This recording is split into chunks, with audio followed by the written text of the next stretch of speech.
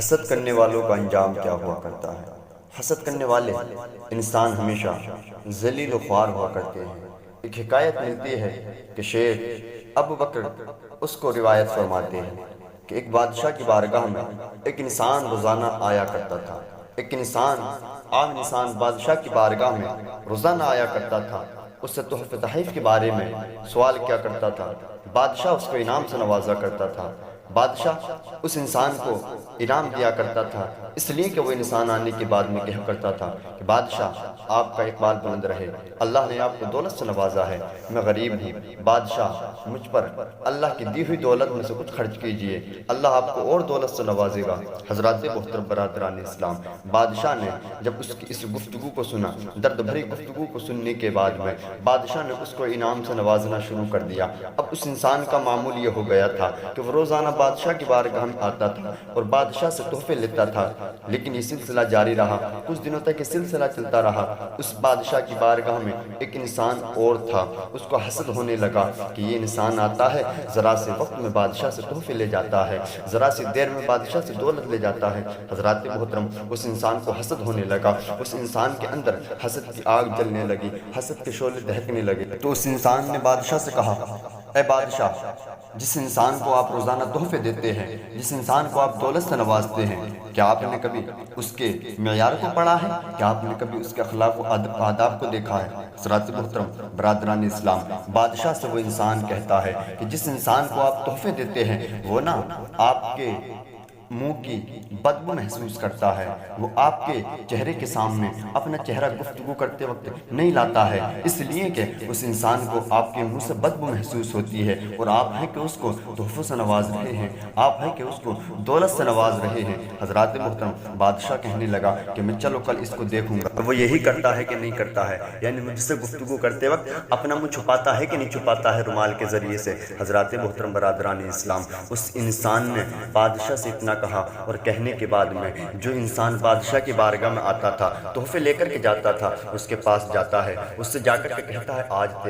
میرے گھر تیری دعوت ہے، آج تجھ کو میرے گھر میں دعوت کھانا ہے۔ حضرات محترم، وہ انسان دعوت کو قبول کر لیتا ہے، اسے نہیں معلوم کہ کیا ہونے والا ہے، وہ انسان جیسے ہی دعوت کو قبول کر لیتا ہے، گھر پہ پہنچ جاتا ہے دعوت کھانے کے لیے۔ یہ انسان دعوت کا انتظام کرتا ہے، دعوت میں یہ اس کو کچا لہسن اور پیاز کھلاتا ہے، پیاز کھلانے کے بعد میں اب انسان بادشاہ کی بارگاہ میں پھر حاضر ہوتا ہے۔ جیسے ہی بادشاہ کی بارگاہ میں حاضر ہوا، بادشاہ کے سامنے بیٹھ گیا، بادشاہ سے گفتگو کرنے لگا۔ اب اس انسان نے سوچا کہ میں اس کے گھر میں پیاز اور لہسن کھا کر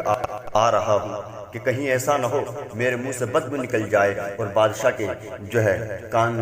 خوشبو تک پہنچ جائے، بادشاہ اس کو جو ہے اچھا محسوس نہ کرے۔ اس نے یہ سوچا کہ میں اپنے رومال کو اپنے منہ پر رکھ لیتا ہوں، جس کی وجہ سے میرے منہ کی بدبو بادشاہ کے وہاں تک نہیں جائے گی۔ حضرات محترم برادران اسلام، اس انسان نے یہی کیا، اپنے منہ پر جو ہے رومال کو رکھ لیا، جس کی وجہ سے بادشاہ کی اس کو بدبو سے بچا دیا۔ اب اس انسان نے جو بادشاہ سے کہا تھا کہ میں کل کو تمہیں دکھا دوں گا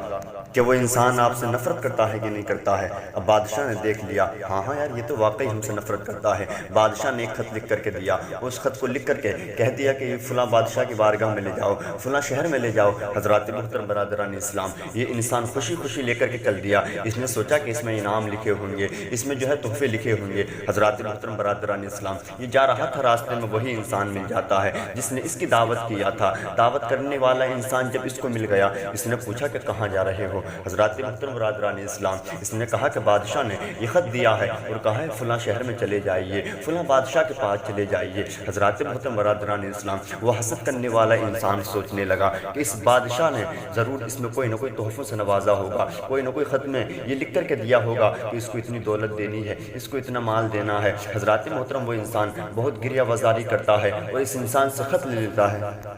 اور اس انسان سے خط لینے کے بعد میں جہاں بادشاہ نے خط پہنچانا تھا وہاں پہنچ جاتا ہے۔ اب جیسے انہوں نے خط کے اندر کا ماجرا تو دیکھا نہیں تھا، خط کے اندر آخر لکھا ہوا کیا ہے۔ جیسے ہی اس بادشاہ کے پاس میں پہنچتا ہے، بادشاہ نے خط کو پڑھا، جیسے ہی بادشاہ نے خط کو پڑھا اور کہا اس میں تو یہ لکھ رہا ہے، بادشاہ صاحب نے حکم یہ دیا ہے کہ یہ انسان آپ کے پاس آیا ہے، آنے والے کی آپ کو جو ہے جسم کے ٹکڑے ٹکڑے کر دینے ہیں اور اس کی کھال اتار کر کے میرے پاس بھیج دینی ہے۔ اب وہ انسان حسد کرنے والا بادشاہ کی بارگاہ میں گریہ وزاری کر رہا ہے، اے بادشاہ یہ خط میرا نہیں ہے، قسم کھا رہا ہے، اے بادشاہ یہ خط میرا نہیں ہے بلکہ یہ تو دوسرے انسان کا تھا، یہ میں لے آیا ہوں میرا نہیں ہے۔ حضرات محترم برادران اسلام، بادشاہ نے کہا کہ ہم کو نہیں معلوم، ہمارے پاس اتنا وقت نہیں کہ ہم کی تحقیق کریں، ہم اتنا نہیں جانتے کہ ہم اس کی تحقیق کریں گے۔ حضرات محترم برادران اسلام، اس بادشاہ نے جلادوں کو حکم دیا اور اس کی کھال کروا دی گئی، اس کے جسم کے ٹکڑے ٹکڑے کر دیے گئے۔ اب وہ انسان جس کے جسم کے ٹکڑے ٹکڑے ہو گئے وہ تو دنیا سے نیست و نابود ہو گیا، وہ تو دنیا سے چلا گیا، لیکن وہی انسان جو بادشاہ کی جانب سے خط لے کر کے گیا تھا، بادشاہ کی بارگاہ میں حاضر ہوا۔ بادشاہ نے پوچھا بھئی کیا حال ہے، تم کو تو میں نے کل خط دیا تھا، تم اس خط کو لے کر کے نہیں گئے؟ تو اس نے کہا حضور میں خط تو لے کر کے جا رہا تھا، لیکن وہی انسان کہ جس نے